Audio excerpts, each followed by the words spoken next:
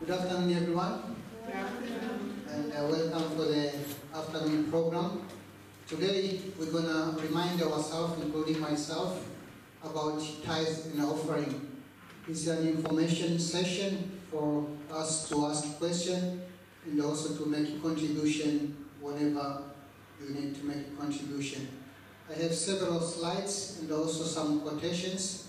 The Bible version which I use is the King James Version, so if you have a different version, you might find it different. So we're going to see from the history about tithe and offering, and whether we still also has to pay tithe and offering, and also you're going to get a definition of the two, whether they are the same or they are different, and what does the Bible say about tithe and offering, and also we're going to touch a little bit about the spirit of prophet concerning tithe and offering. So this is the subject of this afternoon. I think we're going to need something like 1 hour and a half or 15 minutes to finish, but feel free later on to ask the questions. For the beginning, I would like to, if you can join me to pray.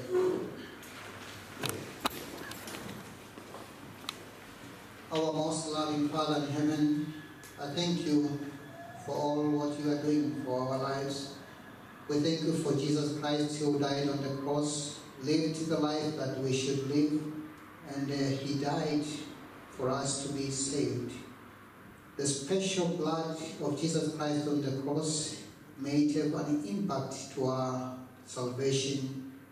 As we are studying this topic here, Heavenly Father, about tithe and offering, we believe that it is a divine command that we should give tithe and we should give offering.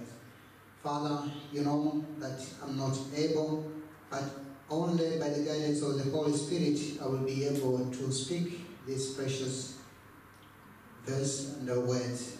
Be with each one of us and guide us in a special way. Heavenly Father, continue to ask you, put your hand upon Sister Astrid and make her well. In Jesus Christ I pray, amen.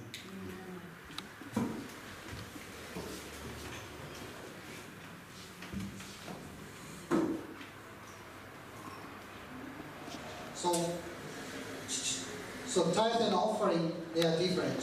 Starting with the tithe, by definition, tithe is a distinct difference between there is a distinct difference between tithe and offering. In the Bible they are mentioned separately. Even though the Lord requires both to be brought to him, the tithe is a tenth. When we hear tithe, we know it's a tenth. Can somebody explain how do you understand by yourself when you hear the tenth or the tithe? What does it come to your mind? Do we understand what tithe means? Anyone? Yeah, the tenth is like if we have €100, 10 euros is 10. Okay. I think that is simple. When I was growing up, I remember my mother used to give tithe, but she was giving 20%. So I was asking, why is it you are giving 20% and not 10? And she said, the second part is the offering. I was trying to look on the Bible if I could find that offering is also 10%, but I could not find. But we're going to read what is the difference between the two. According to the Bible, we're going to see the verses afterward in the next slide. The tithe is the tenth of all increase or the profit that God gives you.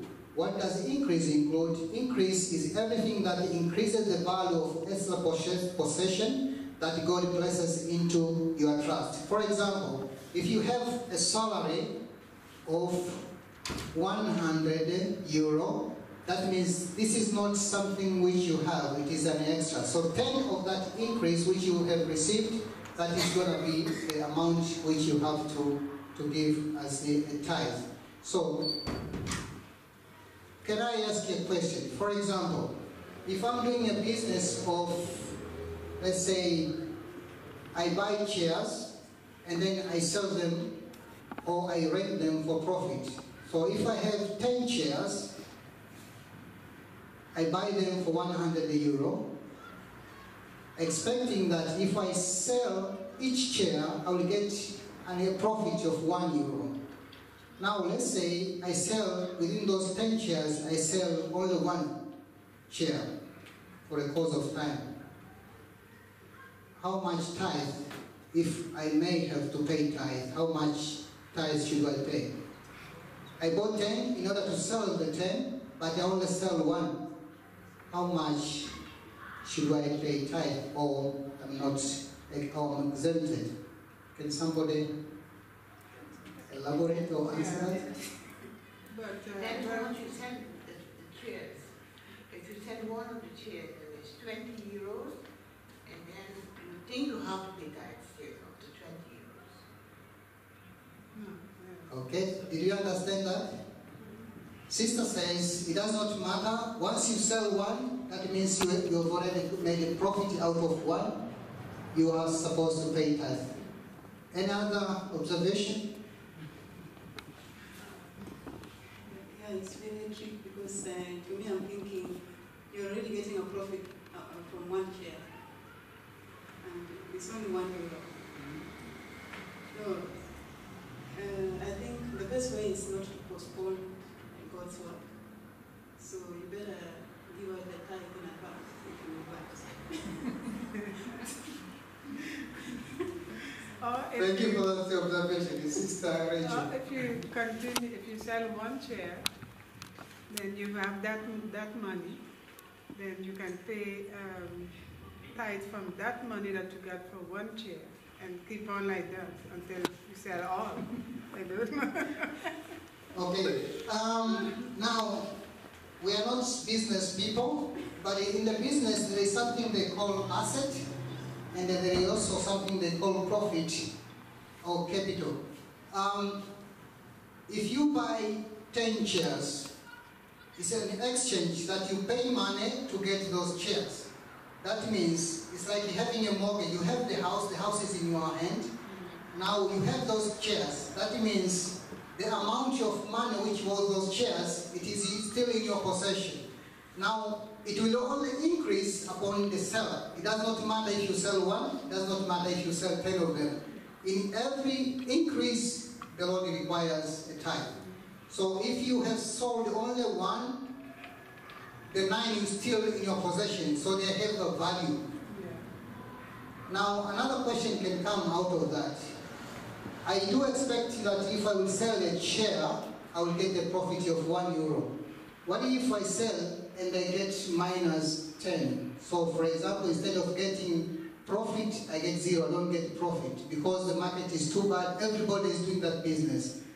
It's like you expect to harvest tomato, and you find everybody in the street is selling tomato, and that means the price goes down. You cannot keep them, you have to sell them, otherwise you have to throw them.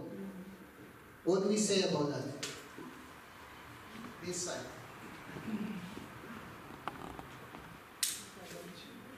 One more?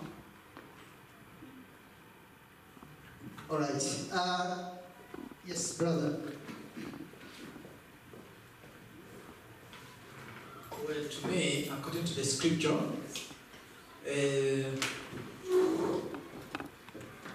tithe is maybe the word the Bible uses is increase. Increase. You know, you have something and you increase it. Upon what you increase, you pay a tithe. Then if you decrease, then you have nothing to pay. So you pay not while you decrease. You only pay when you increase. That's how I look at it, and that's how I look at biblically. Biblically, that is correct. So when we stand on that, God is only requiring for according to what you have received. To the Lord is percentage. It does not matter the percentage of 1 euro or the percentage of 10 cents. So the Lord is requiring about the percentage. If you have not received, the Lord is not put you accountable. The same during the time of Jesus, we remember that the offerings, thanks offering or the sin offering, it was based on somebody's Yes. That means if you are very poor and you could not give a cow or you could not give a sheep, you are allowed to give the turtle dove. Okay?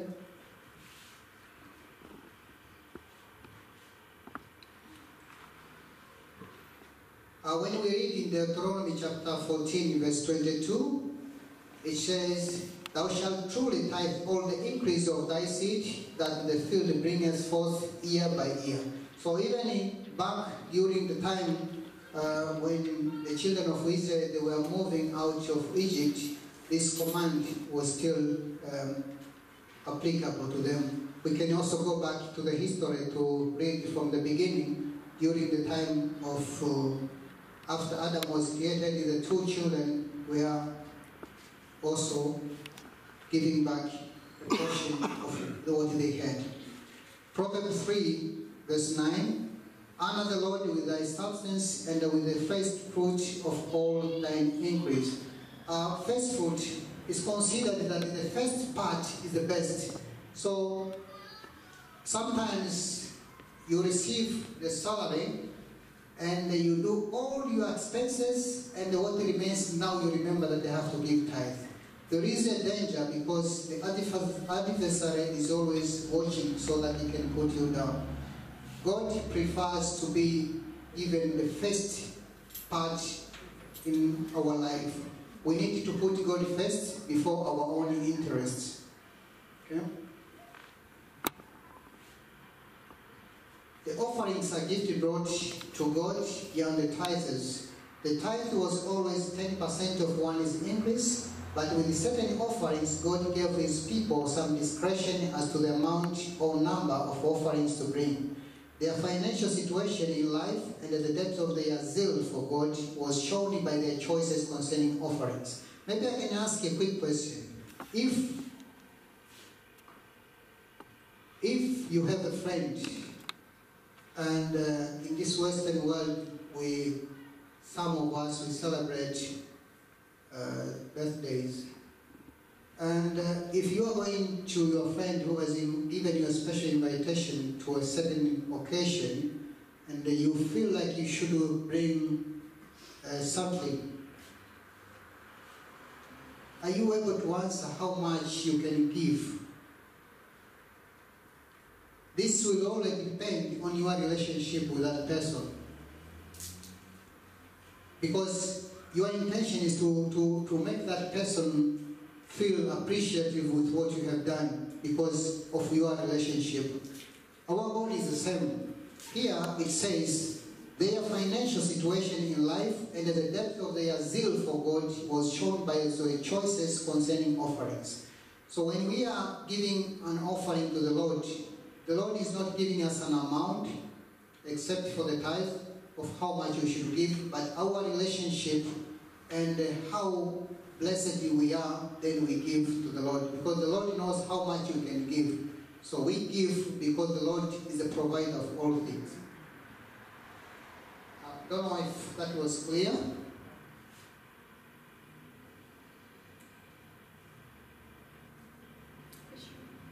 Yes, sister.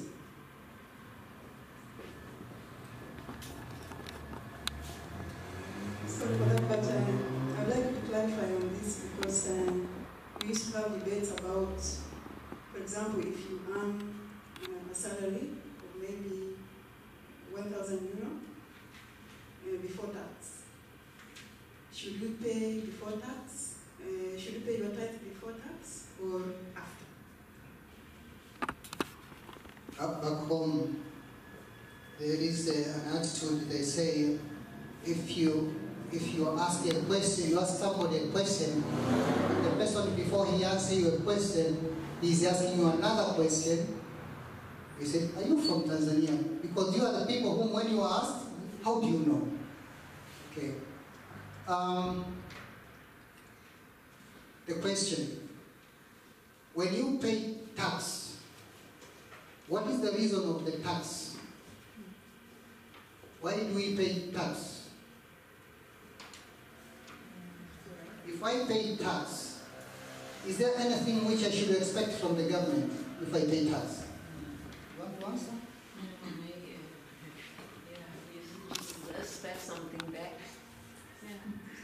Okay? Another one? Ze want to go more rich. Okay. Ze zitten in de politiek. Ze want to drive a bigger car. Okay, there might be two things. If I pay tax, there is a possibility that when, at some point of my age within the country, I will expect some money will be coming back because of what I deposited as tax. So that means that which I put in there is like part of me. It is still mine. So if I receive, in Dutch I think they call bruto, if I receive the money before tax, I count it is 1,000 euro before the tax.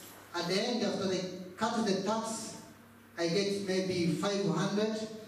It's still the other 500 which has gone to the government is still mine because it's there to protect me. That's why it is there. If some of the money is going there in order to prepare my burial place, whatever, or is going to prepare for my insurance, medical insurance, whatever, it is still on my benefit. So we can say that on the other hand, it's like you have received that amount. So when you pay tithe, it means the tithe of the brutto, the, how do you call it in English? Gross. The gross is, sorry, not the netto, but the gross. I think that is clear.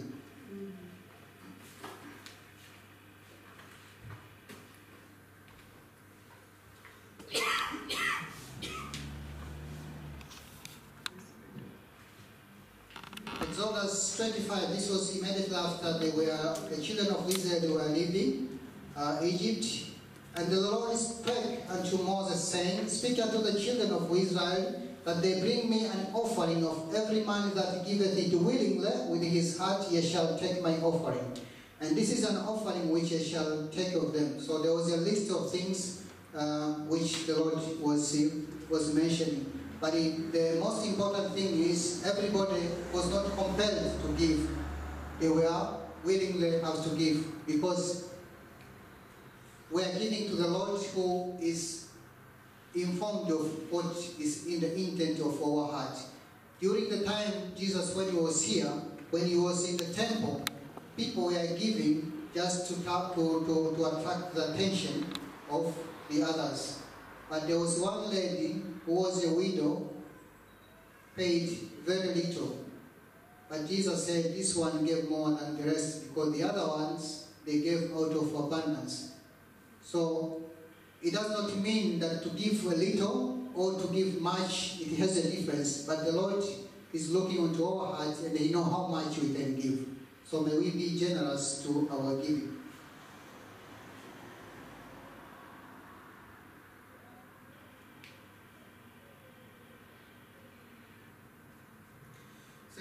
Second Kings chapter 12, verse 4. And Jehoiash said to the priest, all the money of the dedicated things that is brought into the house of the Lord, even the money of every one that passes the account, the money that every man is set at, and all the money that comes into the man's heart to bring into the house of the Lord. So all this was important, that it has to be done out of the willing heart. Now, what we're going to go through now for this couple of minutes is we're going to see from the history about paying tithe and offering. Also, the second thing is it important for us to give tithe and offering, or we can choose whether to give or not? And if we don't give, what is the impact? And the third thing we're going to learn also is how much should I give? If it's tithe, we have already get a glimpse of tithe and also understood a little bit about offering. And the fourth thing is practicing your righteousness before the people. Sometimes we give out of impression to impress others. But the last thing is how is tithe and offering is to be used. Those are the 5 things which we're gonna look. Now, from the history, in Genesis chapter 4, verse 3 to 7, we see the 2 brothers who were the first children on earth, and they were the first to start giving offering. And in verse 3, it says, "And in process of time it came to pass that Cain brought of the fruit of the ground an offering unto the Lord. And Abel, he also brought of the firstlings of his flock and of the fat thereof. And the Lord had respect unto Abel and to his offering, but unto Cain and to his offering he had not respect. And Cain was very wroth, and his countenance fell. And the Lord said unto Cain, Why art thou wroth, and why is thy countenance fallen? If thou dost well, shalt thou not be accepted? And if thou dost not well, sin lieth at the door, and unto thee shall be his desire, and thou shalt rule over him." Question. We see the consequence of not giving faithfully. Should we say not giving faithfully is sin? Because here it says, "If thou dost well, shalt thou not be accepted? And if thou dost not well, sin lieth at the door, and unto thee shall be his desire, and thou shalt rule over him." So that means our acceptance, God is accepting us through what we give. It is important that we take this seriously because it is a divine command to give. We're going to learn afterwards at what circumstances that the Lord requires us to give. You wanted to say something?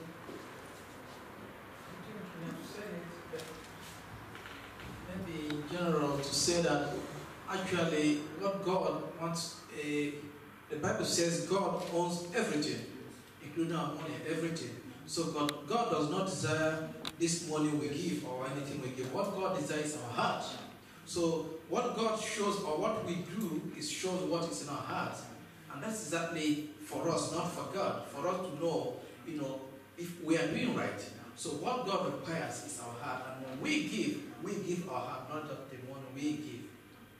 I think this is important because our motive of giving sometimes depends of, I'm not going to give my money because they're going to misuse it. I've heard some of us saying something like that, but the Lord is calling us to give, and that is a command.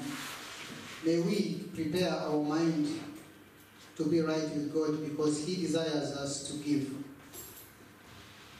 Brother, My sister.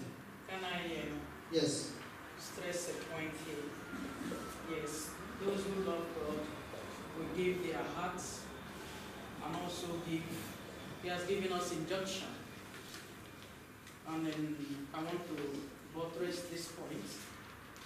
Yes, any heart that loves God will give according to the command of God. If we check in Malachi, Malachi is a known chapter in the Bible. It talks about, look at the question God asks. It says, will a man rob God? It's a question.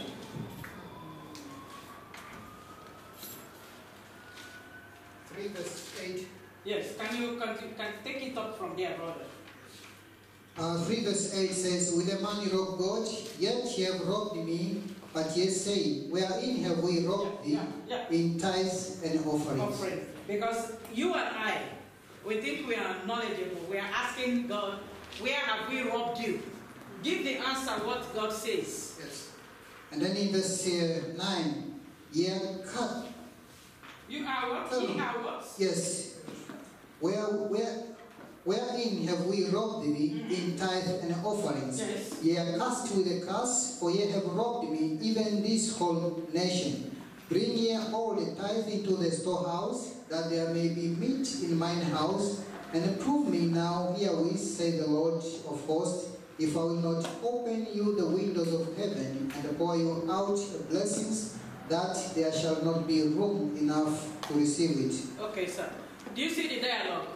See where Brother Darlington is coming in? Yes. Because somebody who owns you is asking you to do something. And Brother Darlington is telling us that You have to give from your heart because you must obey what the Lord says. Because there is what? A blessing. And when you don't give, what did he say that? Say ye are what? Cursed with a curse. Yes. It's not me, it's not you, but we must follow what God says. And I like the way you put it in there. You began with Exodus 25. That they gave willingly from the abundance of their hearts. Yes. And you have to give. You don't give grudgingly. Yeah. And if God has a requirement from us, we should follow it because we are expecting him to bless us. In Leviticus 27 verse 30, Moses and the Israelites, we are now learning about the history. It says, and all the tithe of the land, whether of the seed of the land or of the fruit of the tree, is the Lord's. It is the holy unto the Lord. These people, they prepared their tithes from home. Sometimes we come to the house of the Lord and we look on our pocket to check what is in the pocket. May we make our mind ready as we come to worship the Lord, that we prepare our offerings and tithe at home.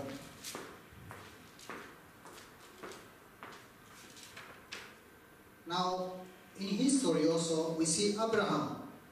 Abraham paid tithe. You remember that at the time when Abraham went to fight for Lot, that when he came back with the possession, he gave tithe.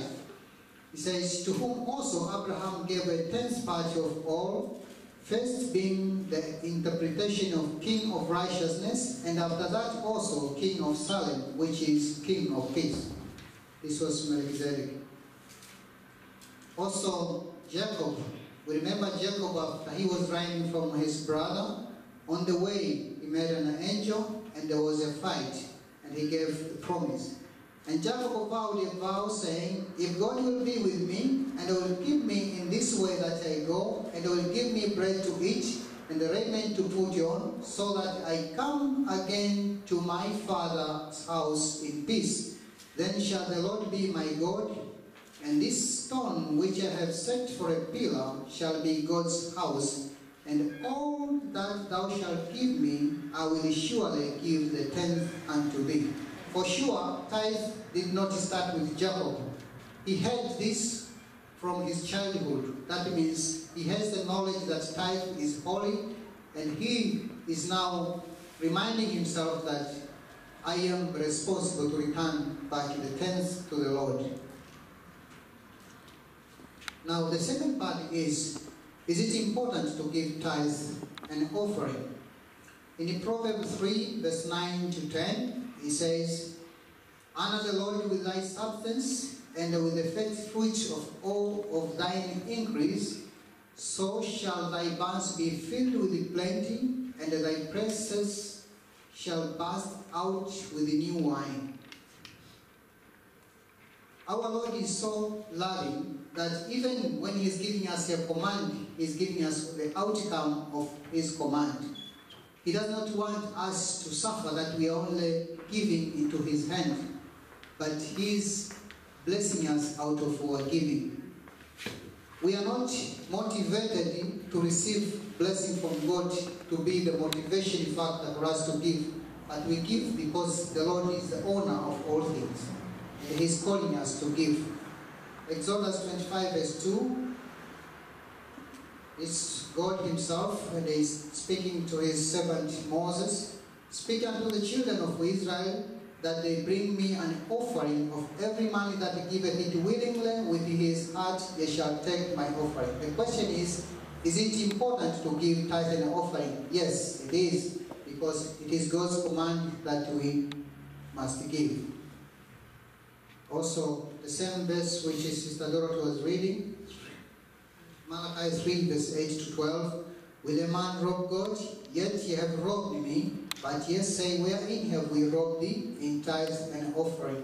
So it is God's command that to give to him, and if we don't give, we are robbed him. When we are learning about robbery and theft, robbing is somebody who is taken by force. Thieves, normally they steal while you are sleeping, but we are robbing God because we take it by force. It is something which is obvious and we are doing it. Everybody can see it. It goes eye.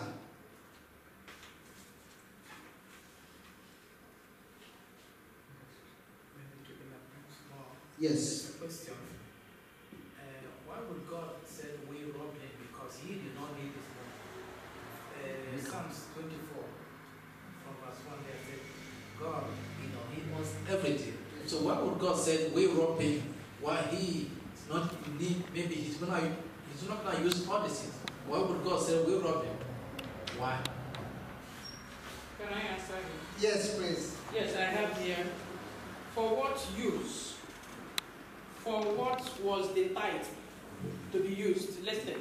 And behold, I have given the children of Levi all the tents in Israel for an inheritance, for their service, which they serve, even the service of the tabernacle of the congregation. Another thing, listen here, it says in Nehemiah 13:12 or 13:13, it says the storehouse means the treasures of God's church. Read Nehemiah 13:12. It is the duty of the treasurer to distribute the tithe to these supports. Okay, to support God's ministers. Thank you for that. And when you don't comply with this, not obligation, this request, God is not demanding. It's not compulsory that we do it. But a willing heart, as you did remind us in Exodus 25, the willing heart. If you love God, keep his commandments. And you do what he asks you to do. Because the ministers and those laborers in his vineyard should be sustained by this tithe and offerings. That is one part. The second part is during the time of Abraham and during the time of Jacob, there was no ministers who was to be paid with those funds. It was God's command that the money has to be given or the tenth has to be given. So our motivation should be to obey the Lord's command. And how the tithe is used now is that those who, according to what Sister Dorothy has mentioned, the money has to be spent on those who are dedicated to the gospel. You want to say something? Actually, when you look at maybe the parable of Jesus, when at the end, when he says, those at the right hand, he told the parable, those, when I'm naked, you clothed me, when I'm hungry, you fed me. So those people ask, when do we see you? But he said, when you do it to this little brethren, you have done it to me. So the tithe we pay, or we do not pay tithe, we return. We return the tithe. The tithe we return is not for God, it's for you and I. So when we do it, we are helping each other, of which sustain, and like she said, sustain the minister. So that will glorify God, and when we do it to each other, we do it to God. So we do not just grab covet, we ourselves. Yeah. Thank you for that. And there is blessing in it. There is a blessing to you for giving. Yes, sister.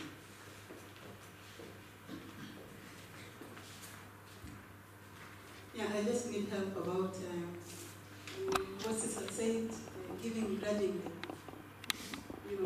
God loves a cheerful giver. And then you also talked about this woman who gave everything, everything she had. Compared to the rich people, she gave a better offering. No, she gave everything. Now, what was she going to eat after that? And that's the struggle we have every day, including me. It might be easier to pay that because you pay it when you're still having money.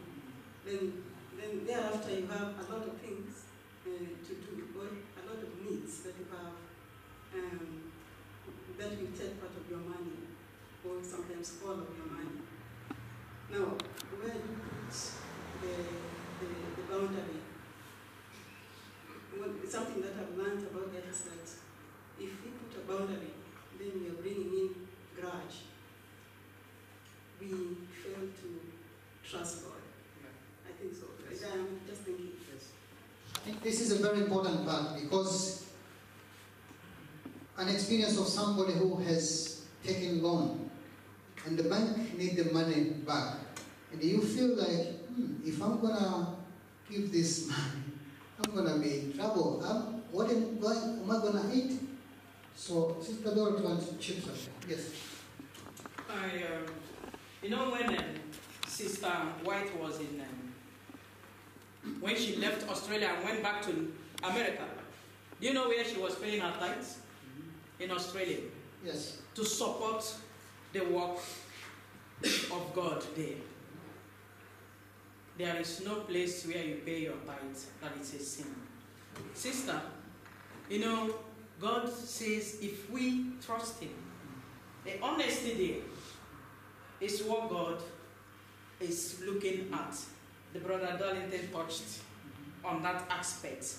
This widow gave the widow's mite all that she had. If you read it in the Pen of Inspiration, we are talking about the humility of heart. This woman was humble.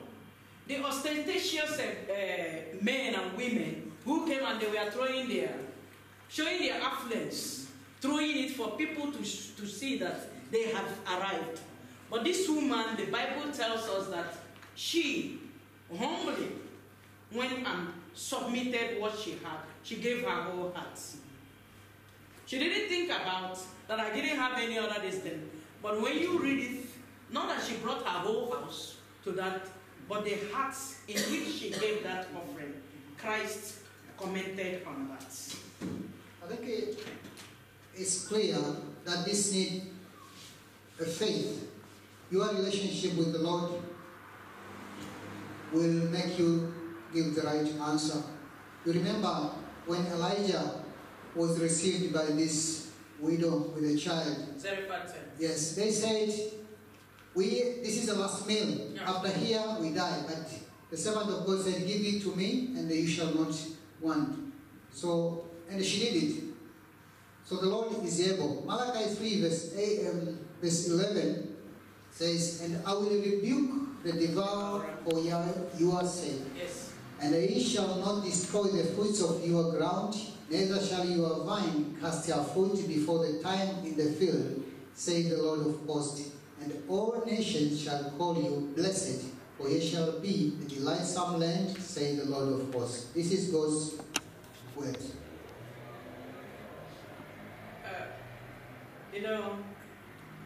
And the brother Darlington also touched it. That at times,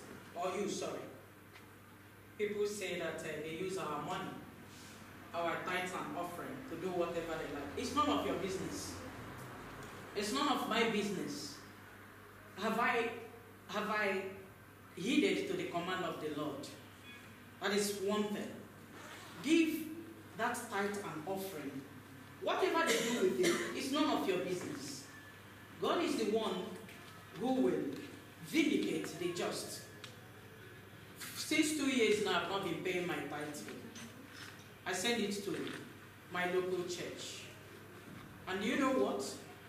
My mind was in a particular place. When I sent that money, my younger sister, unknown to me, took it to another branch.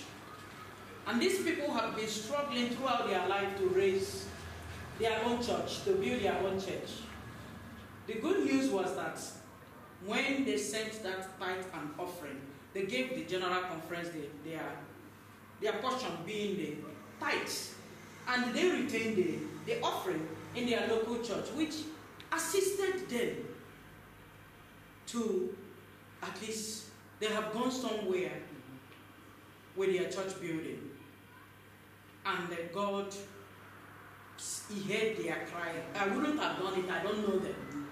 But the good news is that they have done something with the local church, with the offering that was retained in their church, but the rest went to the general conference. And that's why, when I do that, I remember what Sister White did when she left Australia and went back to America to support the needy there, the local church that was in need there, to support that church. Don't hinder your blessings. Do what the Lord tells you and believe God leave him with the consequences for those who do not return their tithes. In Deuteronomy 14:22-27, here is talking about the conversion of the type of offering. For example, if you are doing business, for example, in a market, you are selling fruits, and you have 100 kilograms of tomatoes, and then you choose that 10 kilograms is going to be your tithe. And you feel like you cannot give those 10 kilograms to church, you can convert it to something else which is acceptable in the offering. So you can sell them, and the whole amount goes to tithe. You remember somebody says, we have sold the house and this was the amount, but they kept amount and they know what happened to Ananias.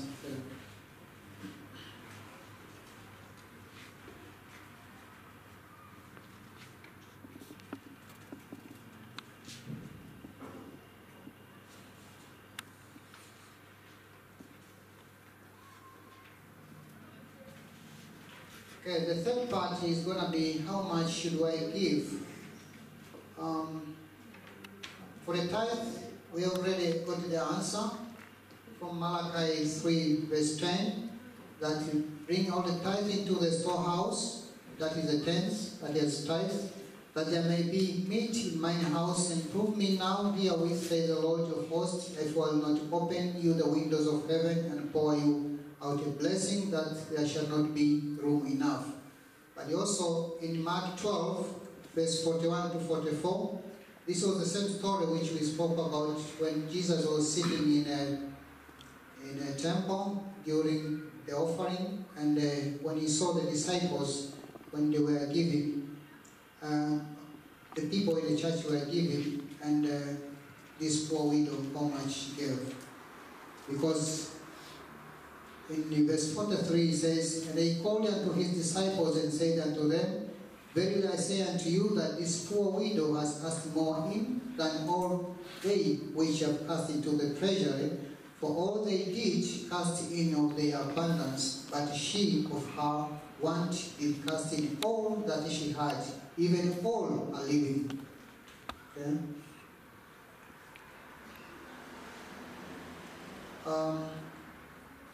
Also, in Proverbs 11 verse 24, it says, there is that scattereth, and yet increases, and there is that withholdeth more than is meet, but it tenders to poverty. We don't get rich because of not paying. We don't get enough because of holding, but we get ourselves into trouble for not doing our responsibility for God. Luke 6:38, give, and it shall be given unto you. Good measure pressed down and shaken together and running over shall men give into your bosom. For with the same measure that ye mete withal, it shall be measured to you again. I think for some of us who have given, even to assist somebody who was in need, you have never run empty because that you have given, you have helped somebody. Our Lord is faithful with what He says. Yes, brother.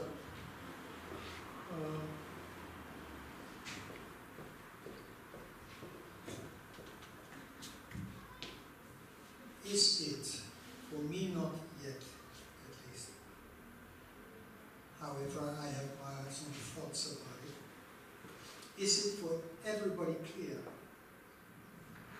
what is meant? You know, if you say treasury, then we think of the treasurer. But when we speak of the storehouse, because bring all the tithe in the storehouse, that's what she says. What is the storehouse?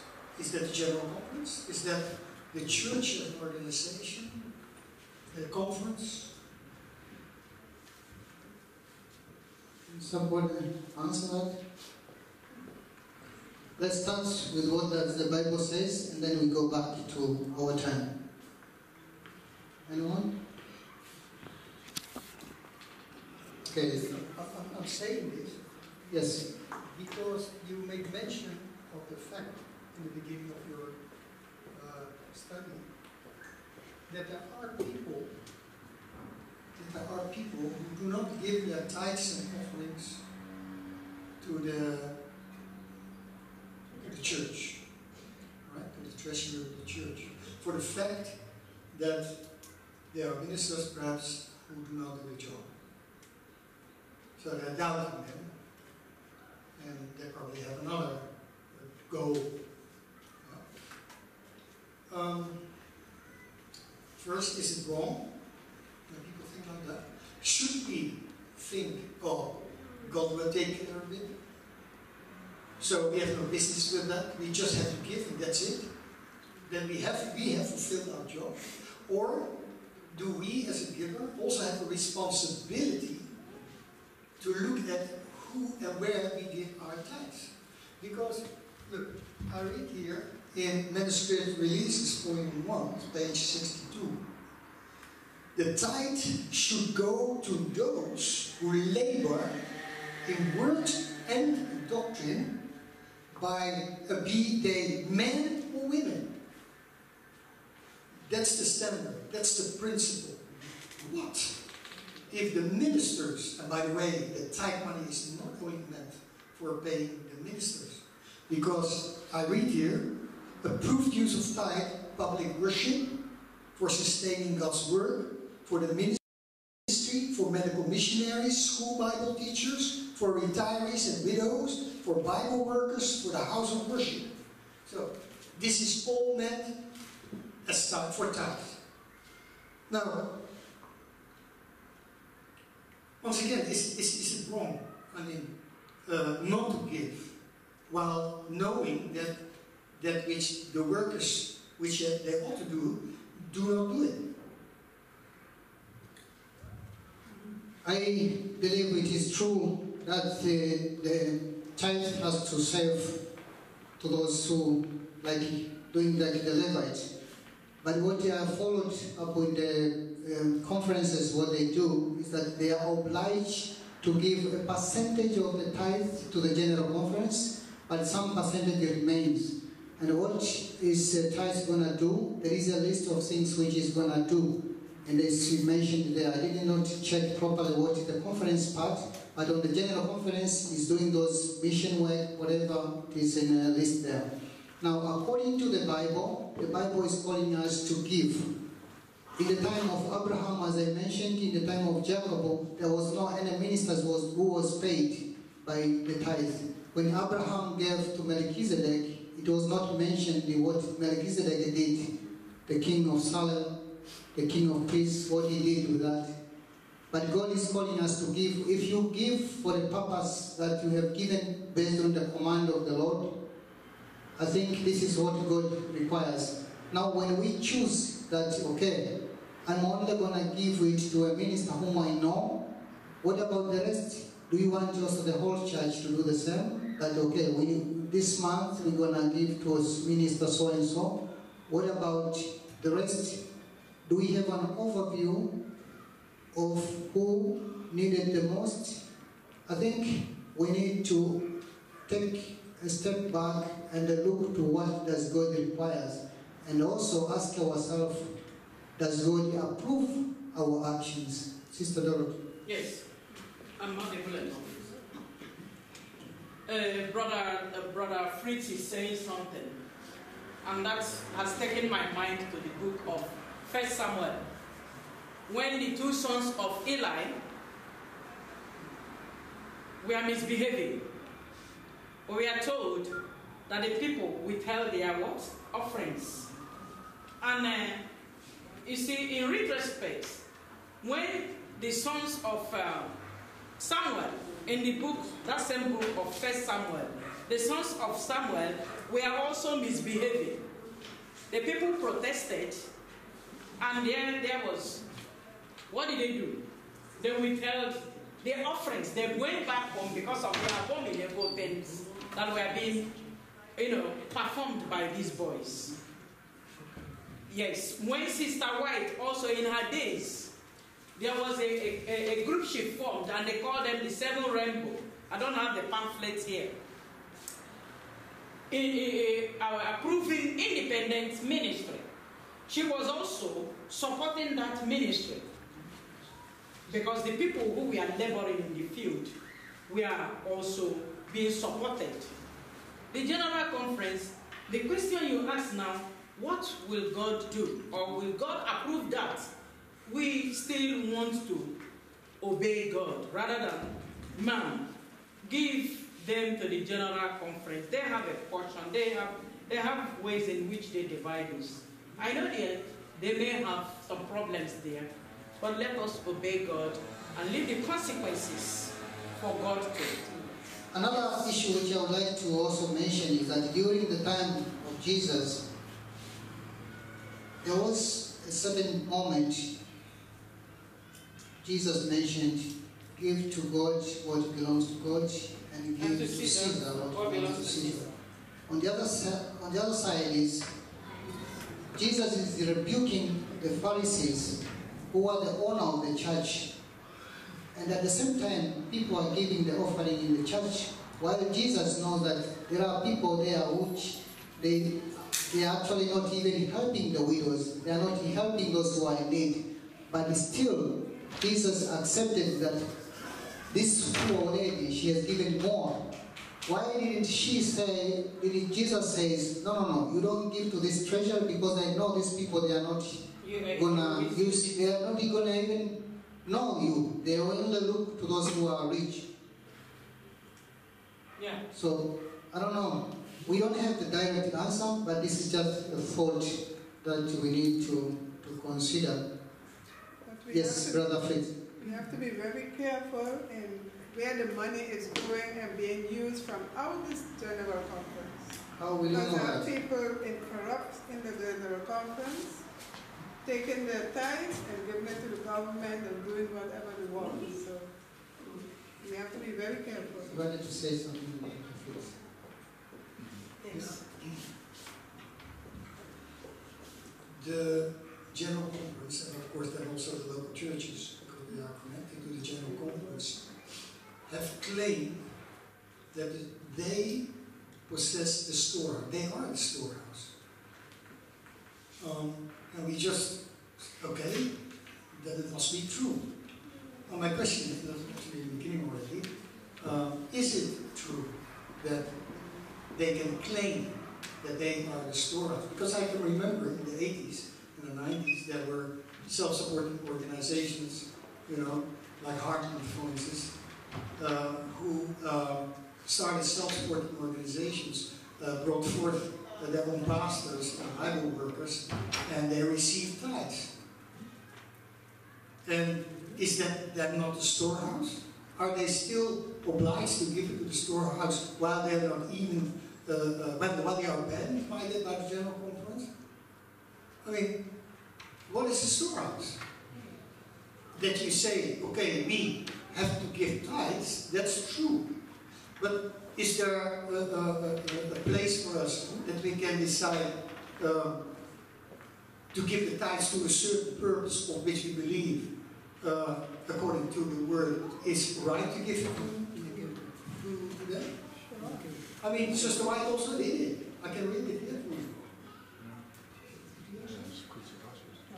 Okay, let me hold that thought. I think this is going to be the thought of all of us up to the end. Let's keep that for a moment so that I will reach somewhere.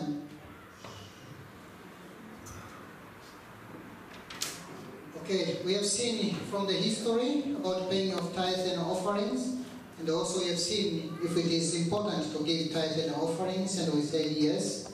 And then we have seen how much should be given.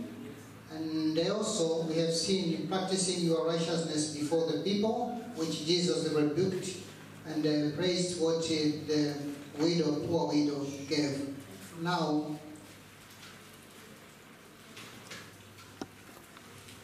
we are still in part 4. Matthew 4, verse 1 to verse 4.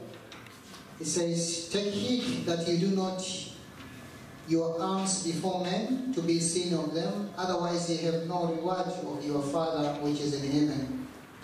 Therefore, when thou dost thine alms, do not sound a trumpet before thee, as the hypocrites do in their synagogues and in the street, that they may have glory of men. But verily I say unto you, they have their reward. The reward is out of men, but not of God. But when thou dost alms, let not thy left hand know that what thy right hand is doing. That thine alms may be in secret, and thy Father, which says that in secret himself shall reward thee openly.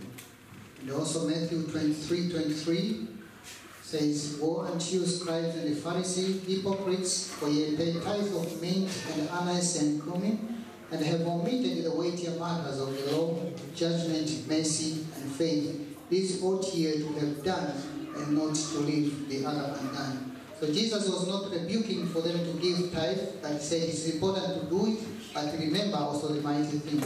So if we say that the General Conference is receiving this money from people, from the members, and is not doing what it's supposed to do, this is the judgment of God. But for us, we do it. Sister Dorothy. Yes, I want us to draw inference from the Matthew before this very one. So we are talking about let thy right hand not see what the left hand have done. And that is the comparison between the woman with the 2 mites and those ostentatious men who we are just displaying their affluence. You do it with humility of heart. You mustn't look everywhere and there and there. See, oh, brother, this is looking at me. I'm going to put my 1 million euros. Do it with your heart. Do it gently and don't let anybody see what you are doing. These are if you want to contrast the two givers. This is the humble heart that God wants us to display. Okay, we're going to touch a little bit about the question of Brother Fritz. Maybe if we have some answers we can give. The last question we have is, how is the tithes and offerings to be used? In 1 Corinthians chapter 9, verse 13 to 14, do you not know that they which minister about holy things live of the things of the temple? And they which wait at the altar are partakers with the altar. Even so, as the Lord ordained that they which preaches the gospel should live of the gospel. This is one. Nehemiah 12:44. And at that time were some appointed over the chambers for the treasurers, for the offerings, for the first fruits, this is tithe, and for the tithe, together into them out of the fields of the cities the portions of the law for the priests and the Levites. For Judah rejoiced for the priests and for the Levites that waited. So in here we see there is the system that was set to receive this tithe and offering, and they were the ones who were disputing. Now the questioning from Brother Fritz was that the General Conference which received tithe probably is not doing what it's supposed to do. And he suggested that we can change that, they give the money to where it is supposed to be. Keep that thought, and later on, if you have contribution, if you can respond on that. 1 Corinthians chapter 9, verse 13. Do ye not know that they which minister about the holy things live of the things of the temple, and they which wait at the altar are partakers with the altar?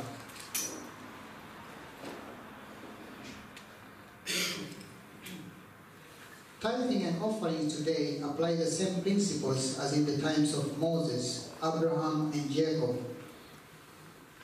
What happened during the time of Moses was the Levites were receiving it. But during the time of Abraham and Jacob, we did not see the Levites, we did not see the one who was receiving the tithe. Abraham, we saw that he gave the tithes to Melchizedek, and Jacob gave it to God. How did he do it? He gave tenth. How did he do it? To whom did he give? We only read the Bible that he gave the tenth. 2 Corinthians chapter 9, verse 7. Every man according as he purposeth in his heart, so let him give, not grudgingly or of necessity, for God loves a cheerful giver. A sister has mentioned that you give it to the moment that this is what you are supposed to give, as the poor widow she gave. Malachi 3:6, for I am the Lord, I changes not, therefore ye sons of Jacob are not consumed. Our Lord, who spoke to Jacob, Abraham, and Moses, and accepted their offerings and able from the beginning, is the same God who is calling us today to give. Now the question still lies for anyone who would like to answer the question of Brother Fritz, Elder Fritz. Okay, I will continue. The question from Brother Fritz is that giving tithe and offering we are supposed to give, but having a knowledge that the general conference and the conferences, they are not using this fund as it's supposed to be. Maybe they're supporting things which, as a giver, I don't feel comfortable. So that is the reason why I should not give tithes to the channel which will reach the general conference. And the answer which I gave was that, does the Lord approve this action?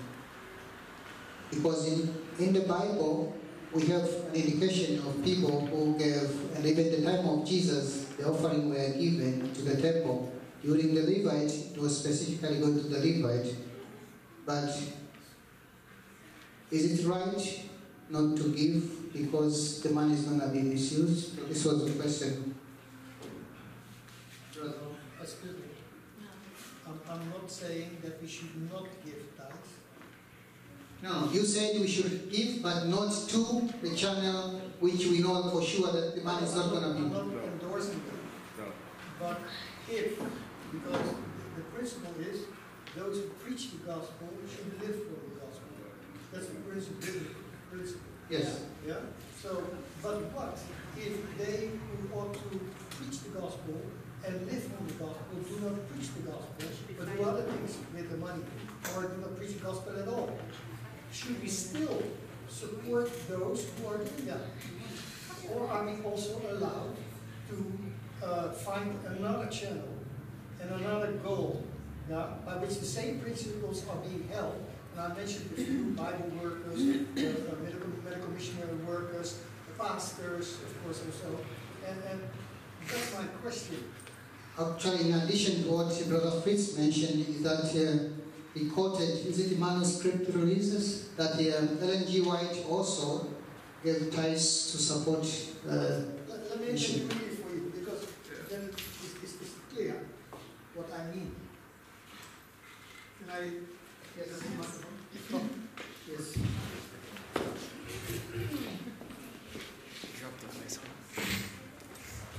This is taken with a heading for Bible workers. You can find it in the Spalding and Megan collection. I will read. There are ministers' wives, Sister Starr, Haskell, Wilson, and Robertson, who have been devoted, earnest, whole-soul workers, giving Bible readings and praying with the families, helping along with personal efforts just as successfully as their husbands. These women give their whole time and are told that they have received nothing for their labors because their husbands receive their wages. I tell them to go forward, and all such decisions shall be reversed. The word says the laborer is worthy of his hire. When any such decisions as this is made, I will, in the name of the Lord, protest. I will feel it in my duty to create a fund from my tithe money to pay these women who are accomplishing just as essential work as the ministers are doing. And this tithe I will reserve for work in the same line as that of the ministers, hunting for souls, fishing for souls. I know that the faithful women should be paid wages proportionate to the pay received by the ministers. They carry the burden of souls and should not be treated unjustly. These sisters are giving the time to educating those newly come to the faith, and hire their own work done, and pay those who work for them. All these things must be adjusted and set in order, and justice be done to all. Proofreaders in the office receive their wages, $2.50 and $3 a week. This I have to pay.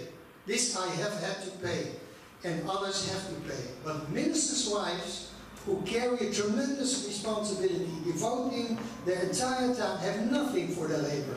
This will give you an idea of how matters are in this conference. There are 75 souls organized into a church who are paying their tithes into the conference. And as a saving plan, it has been deemed essential to let these poor souls labor for nothing.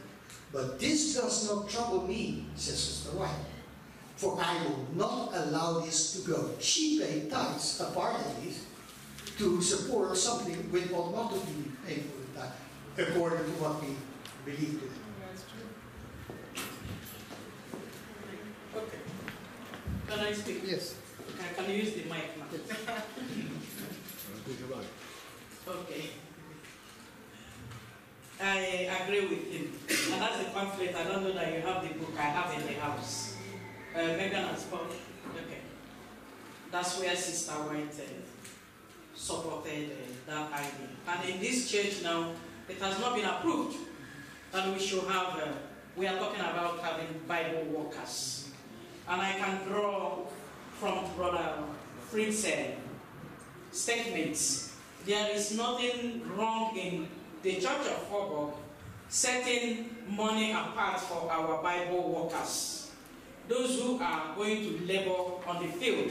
We must not wait for the general conference. If men and women are willing to go and do the work, evangelistic work outside, this church should provide for them. And that's what Sister White approved of. Yes.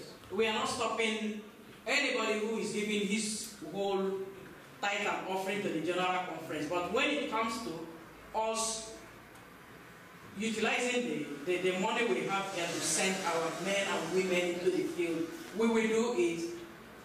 Nothing will stop us from doing that. Yes. Thank you, brother. I think this is important. This is a good use of money. The most important thing is tithe has a specification, and we can support your ministers in any way they need or support. Brother, wanted to say something? Yes, we took the mic from him. Yes, there's a text that came to mind when we were speaking on this topic, found in Jeremiah 23. It says, "Woe be unto the pastors that destroy and scatter the sheep of my pasture, said the Lord. Therefore thus said the Lord God of Israel against the pastors that feed my people. Ye have scattered my flock and driven them away, and have not visited them. Behold, I will visit upon you the evil of your doing, said the Lord." Basically what we're speaking about is speaking about the principle of tithing. The principle of tithing established by the Bible is for those that do the work. Pastor is somebody that feeds the sheep. And to stay in line with, indeed, that principle, I do agree with what Elder Fritz shared and what Sister Dorothy, indeed, also indicated. Mrs. White, in her time, she was focused on how can we bring the work forward. At times, we hide behind this idea, as long as I put my tithe in the envelope, I have done my duty, and if they do whatever they want to do with it, it's on their heads, it's not on me. So basically what we do, we shift the responsibility and say, and walk away from it. But that is not that's not the way we should be involved. We should be more involved in bringing the work forward, and indeed also should look as to how are the funds used. And that's what we learned when we look at back in history how Mrs. White dealt with it. She really was invested in bringing the gospel forward, and I do believe it's all of our responsibility to make sure that if something is not well, that we do not blindly doing the same thing and expecting a different result. there are ministries out there that indeed are doing work, and they indeed need support, and even Bible workers. If we have Bible workers here, we can indeed support them in bringing forward the message, because that's the biblical principle. Support those that actually do the work. Okay, I think this is going to need a second version of the reading, because we need to support it with the spirit of prophecy and the Bible, our actions, so that we do it rightly. Because this also includes investigating how the money is used, whether it is right, and are we able to check that. So that is something which we can do it in a second system. So far, what I've heard, I do my tithe, but I also have an issue, not an issue, but I also see that they make it too administrative. You need to document your name. You need to document this. For me, when you're giving the tithe, it's just like the widow's mite. What I have dedicated in my heart to God as tithe, and wherever I decide or choose to deposit it, God has accepted my humble heart when my tithe. There's an Adventist school in Zest or Hague. Is it getting any money from the conference while they are teaching our children to be soldiers for Christ? If my tithe can go there to support what is the stance of Christ, God know my heart, the tithe can go there. Voorburg does a lot of evangelism. If I decide to put my tithe and label it evangelism, I am seeing to it that the work is going on. To have it documented that I'm paying tithe, that I can have a position in church, because I was confronted years ago from a pastor with that setting. I find it's too much of a business in not a humble heart. If I make my monthly budget and I say, and I fit my tithe, and then I place my tithe, God knows my heart. And I'm not going to judge whether the conference is doing their work. But as Brother Spiegel also said, the responsibility lies on us that we support the ministries that are standing for the standard and the word of God. On the first part, I don't see the reason of being compelled to put your name. So that is the first thing. If we think that it's important to mention your name, in the administrative purpose, I do understand what this is saying. However, the church does have some practical issues if it doesn't know who is supportive and who is not. The reason why in church you have functions, and there may be people functioning who are not supporting. So basically, they are not invested in the church and in the church business. However, they do want to be guiding and teaching and doing all kinds of things while they're not invested completely also with their tithe. So that's why there's a practical element to it, that you still have to keep a record in order to be able to deal with those situations. And that is just one element of it. Because I know of situations where people have a lot to say, but their support is not in the community that they're saying so much on.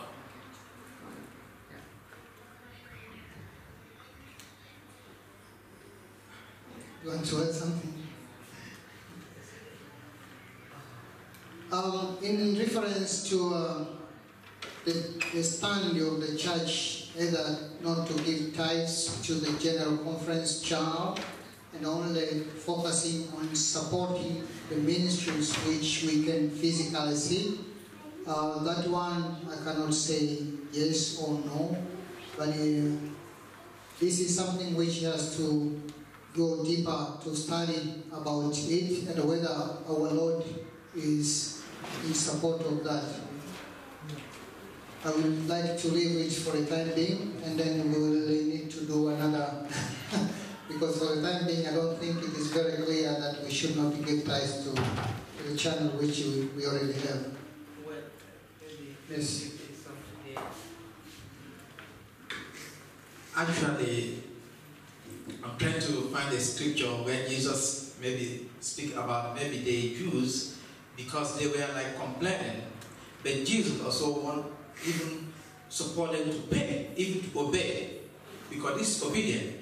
Though the church may seem to fall, or maybe there are things that are not being done right in the general conference, but we could see there's still truth, there's still the gospel going on. So we cannot say, okay, oh, we should not pay the tithe to the general conference. But if your heart, convicts you that, oh, you should pay a tithe somewhere, and you know somewhere that the gospel is going on and you should support, then this is individual money. This is not something maybe the church should decide, okay, we should pay the tithe. But if you convict, the Lord give you the conviction that, oh, you need to give your tithe somewhere, then do that. But this is nothing that we need to debate, or maybe it's true that things going on, but if you know that even the tithe is being used for something that which is not right or not to follow the gospel, because sometimes, you could find the issue of maybe supporting, some secular things, then you shouldn't, because you have seen it and you see the evidence. Then no one should tell you that. You should make a decision by that. You should not go because, I'm obliged to just pay to obey, but why you know that the tithe is being, maybe gone to the wrong channel, then you are sinning. You should also make a decision when you know that something is going wrong, and maybe then, if there's still truth in what we are doing, because we cannot separate, because Jesus said, well, leave the time and wait, that you will be the one to separate. But since there's still the truth and the true gospel in there, then you should support. You should not separate them. Yeah. Brother. Yeah, honestly, I don't think we should put it as hard as we said, or not to the general council, because we are part of a body, and that is a part of the body that we are of.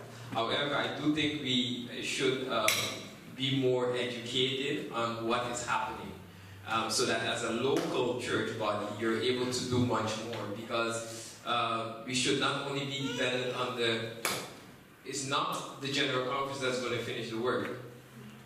No. It is us that are sitting, it is us that are sitting here are going to push the work forward. The general conference, indeed, they have their role to play. But eventually, the people up there are only there because of us either not doing anything or not putting the right people in the positions. And we have to now have a better awareness of what is happening. And as a local body, as a local church, you're able to do much more and have much more influence. And you have to look at ways, indeed, how you can impact where you are at the moment. And it could be a back and forth with the general conference, and indeed it is so that some of the funding is not being used as it should be.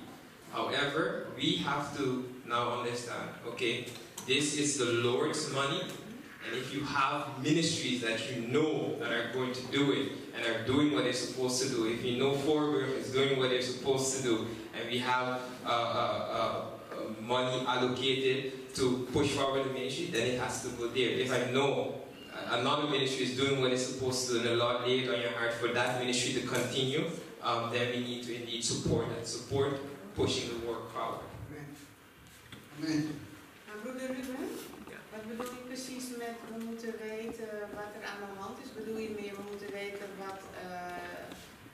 ik ga weer in het Nederlands, hè jongens? Do you mean that we have to know what's going on concerning the ministries within the church that's going on, or behind the scenes what's going on?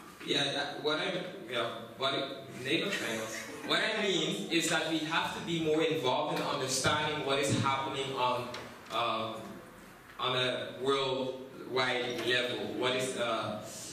And what is being supported and what is being suppressed. There's a lot of ministries that are doing the work, which all of us say, yeah, that's a great work. Yeah, they should continue doing it, but it's not being supported by the General Conference. And those are works that we are, according to the biblical principle, we can't support that work. But sometimes we're scared, oh, if we support it, we're going to be labeled or this is going to happen. But we have to, God wants us to be thinkers and understand principles. The principle is, the tithe is supposed to be used to bring the work forward. So in that is what I mean, is we have to be aware of what is happening. And when we are aware of what is happening, we can make more educated decisions rather than just doing everything everyone is doing, and we are making the same mistakes over and over and over again. I totally agree, but that also means that when we are when people are educating us and trying to make us aware, then they need to have the opportunity to do so without getting their heads bite off. Yeah. Because otherwise, you know, we don't know, we still are not educated. We have to do our own studies, but we have to welcome those who also want to teach us. Exactly. It is important that we support the ministries around us. But in the matter, when we reach to the point that tithe money should be used to support those ministers, I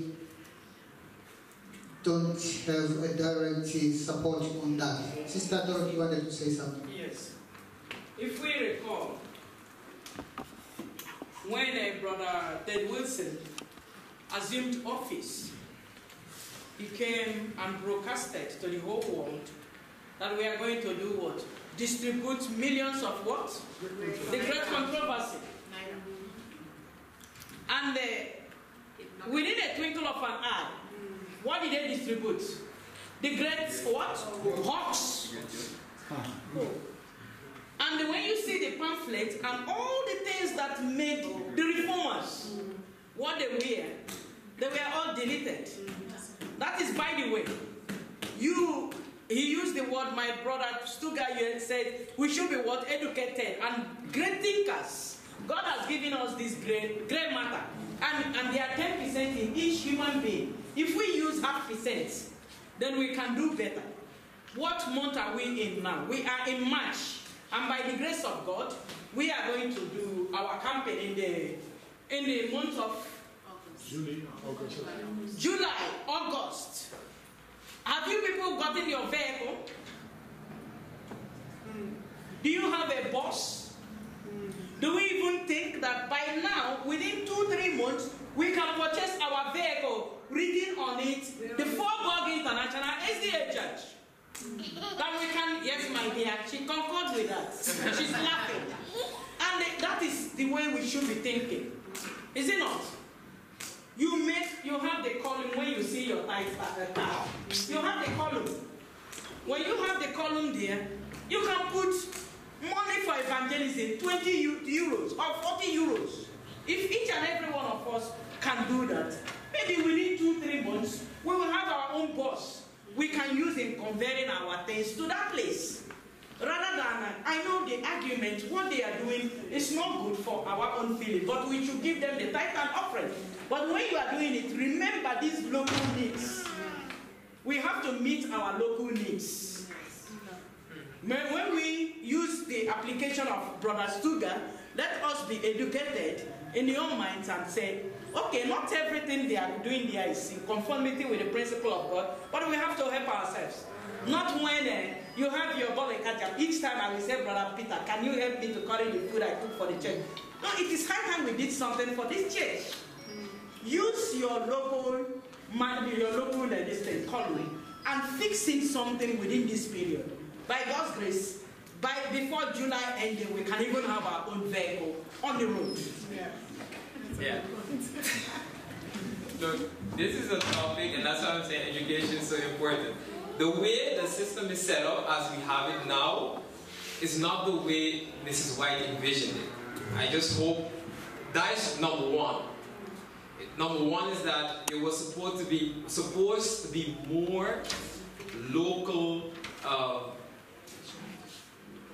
the local support, so that locally you have more to say on how the funds would be spent. Yeah. Right now, a lot of that is taken away. It's centralized, and then up is decides where what needs to go. That was not in what I studied. That was not in the initial understanding, because locally you can see what is needed and what is necessary for your funds to be more allocated correctly to meet those needs. Up there, usually it's bureaucratic. So it takes time before something is acknowledged and you get back the funds.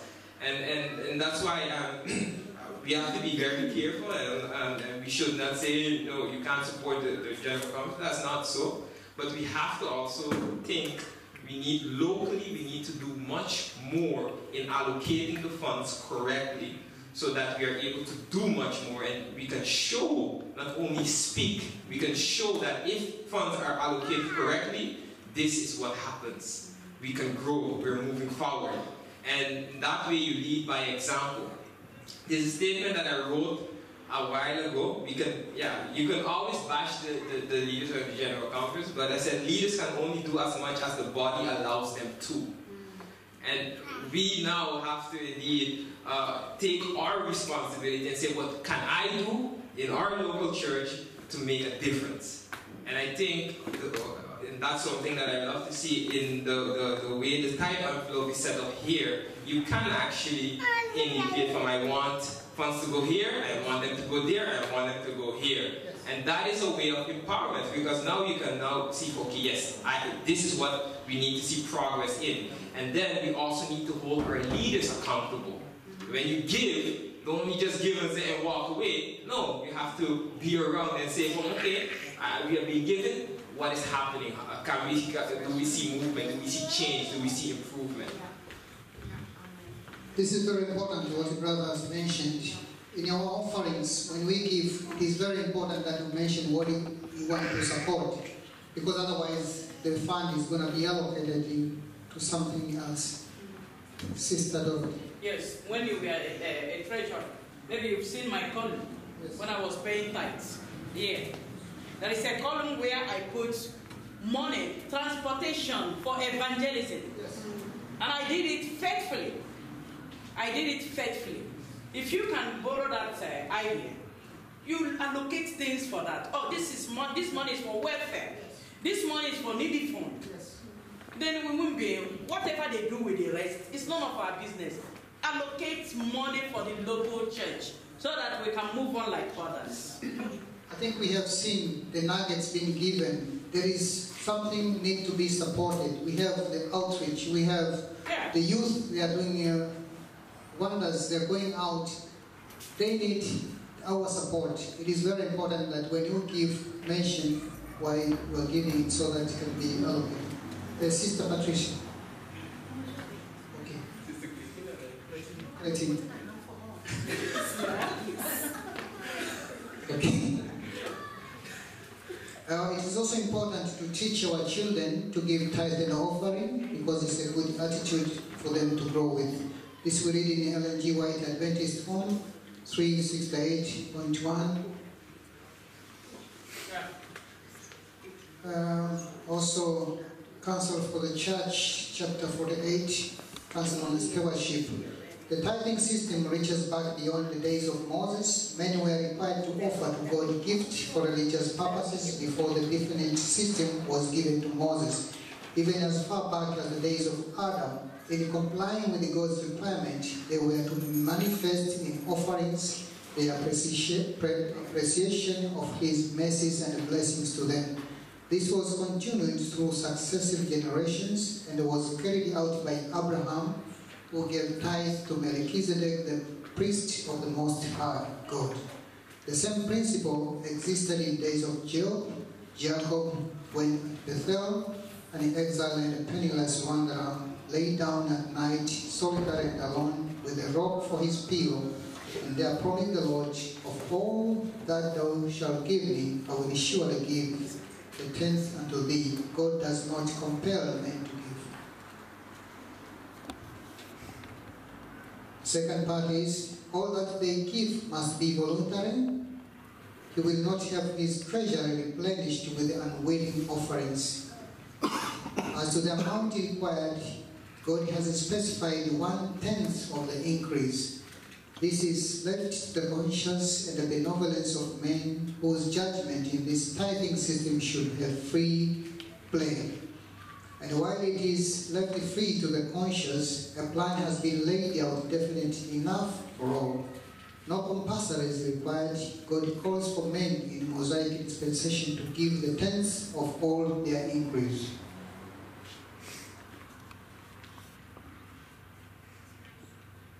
Okay, maybe we can just take note of this. I might not read all of them. We stop now? Okay. This is the Book of Counsel for the Church, 1991, chapter 48, Counsel on Stewardship. These are just the quotations we can read. Page what? Chapter, it was the whole chapter. Okay. The title? Counsel on Stewardship. Okay. Chapter 48. Yes, chapter 48. Thank you.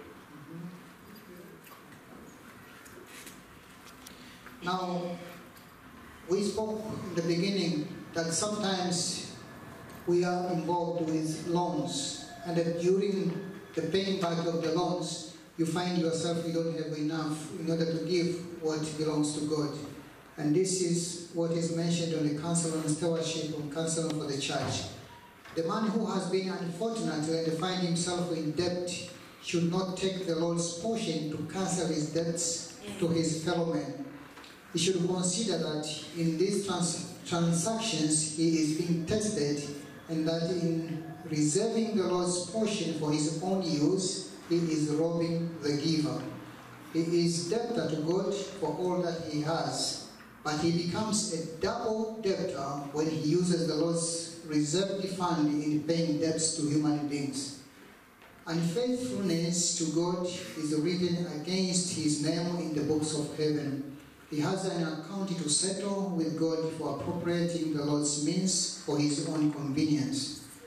And the want of principle shown in his misappropriation of God's means will be reserved in his management of other matters. Paul lays down a rule for giving to God's cause and tells us what the result will be, both in regard to ourselves and to God. Every man according as his purposes in his heart, so let him give not grudgingly or of necessity, for God loves a cheerful giver. This I say, he which soweth sparingly shall reap also sparingly, and he which soweth bountifully shall reap also bountifully. God is able to make all grace abound toward you, that ye always have all sufficiency in all things, may abound to every good work. Now he that ministers seed to the sower, both minister bread for your food, and multiply your seed sown, and increase the fruits of your righteousness, being enriched in everything to all bountifulness, which causes through us thanksgiving to God. That's 2 Corinthians 9, 6 to 11.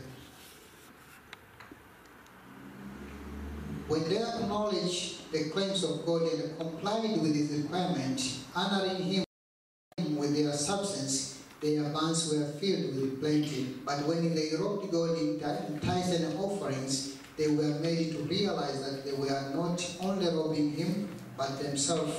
For he limited his blessings to them just in proportion as they limited their offerings to him. As Brother Dalton mentioned, we are not robbing God only, but we are also robbing ourselves, because we are withholding the blessings which God is trying to give to us. Okay, I'm not going to take all of them, only skip.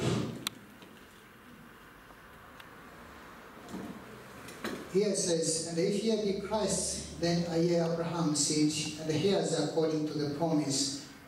God gave Abraham the promise, the same promise we have to us today. Abraham was the first tithe payer of record, Genesis 14:20. Abraham's grandson Jacob paid tithes. Scripture says that Levi, Abraham's descendant and the father of the tribe from which the priesthood came, paid tithe in Abraham. Hebrews 7 verse 9. My heritage of paying a tithe preceded the law of Moses. As a child of Abraham and an heir of the promise of Abraham, I acknowledge my family relationship by paying tithe. We pay tithe because we have a family relationship of the one who received the promise from the Lord. Okay. These verses I'm not going to read. Acts 20 verse 35 and also Proverbs 11:24. I think we already read that one. 2 Corinthians 9 verse 7. Okay. He who gives men power to get wealthy has with the gift bound up an obligation. Of all that we require, he claims his specified portion. The tithe is the Lord's. All the tithes of the land, whether of the seed of the land, of the fruit, the tithe of the heart, this is Lord's.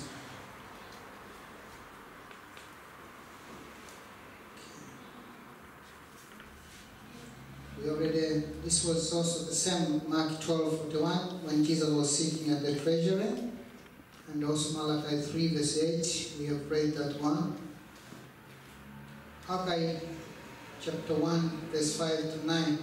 Now therefore, thus says the Lord of hosts, consider your ways. Ye have sown much and bring in little. Ye eat, but ye have not enough. Ye drink, but ye are not filled with the drink. Ye clothe you, but there is none warm. And he that earneth wages to put into a bag with holes. Thus says the Lord of hosts, consider your ways. Go up to the mountain and bring wood and build the house, and I will take pleasure in it, and I will be glorified, says the Lord. So the Lord wants his portion to be the first before our need. You looked for much, and lo, it came to little, and when you brought it home, I did blow upon it. Why, said the Lord of hosts? Because of mine house that is waste, and ye run every man unto his own house. 2:16. Since those days were, when one came to an heap of 20 measures, there were but 10. When one came to the press fat, for to draw out 50 vessels out of the press, there were but 20. This shows that if we are not faithful, we're going to be on a losing side.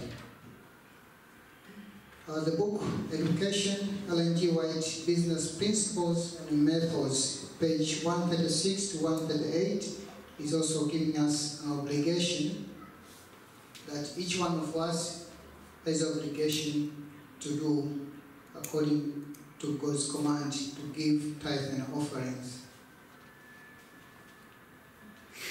Matthew 6:31 to 33. Thus our business of calling is a part of God's great plan, and so long as it is conducted in accordance with his will, he himself is responsible for the result. Our job, what we do, the Lord is careful of what we do, and he acknowledges that what we do it that we can also be profitable. But he wants us to acknowledge him in everything which we do. Okay. Education, the same pages. By the terms of our stewardship, we are placing under obligation not only to God, but to man. To the infinite love of the Redeemer, every human being is indebted for the gift of life. Food and raiment and shelter, body and mind and soul, all are the purchase of his blood.